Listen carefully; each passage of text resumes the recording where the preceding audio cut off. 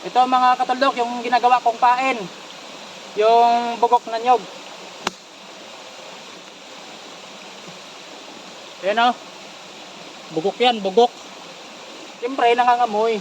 Tapos ito, yung kinudkod na nyog, yung pinagpigaan. Yan. Niluto ko yan, medyo itim-itim na siya. Nilagay ko siya sa kawali, niluto ko siya. Yan, ihalo ko to dito. Nalagay ko yan dyan. Yan o.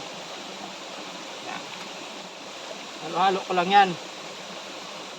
Tapos ito yung pain ko kahapon. Nung nakaraang araw, tsaka kahapon ito yung pain ko. So ngayon, kunti na lang o. Kasi natutunaw na din sila sa tubig. Ano ko to, ihalo ko to dito. You know? Bulok na to, ihalo ko to dito. Depende kasi yan kung ano rin gusto mong ipain ito sa akin iba oh. Purong nyog lang. Hindi ko yan inihaw, hindi rin bugok yan. Nyog lang na ano ko, tapos binalot. Pwede rin kasi yan. Pag halo-halo ko lang ito lahat mga katuldok. Tsaka lalagay ko ulit dito sa screen. Ibabalik ko to dito sa screen. Tsaka balik ko na naman doon sa aking trap. At mamayang hapon, ilalatag ko na ulit to. Pwede rin, kahit umaga pwede mo rin ilatag yan. Halimbawa may gagawin ka mamayang hapon, o ngayong umaga mo ilatag.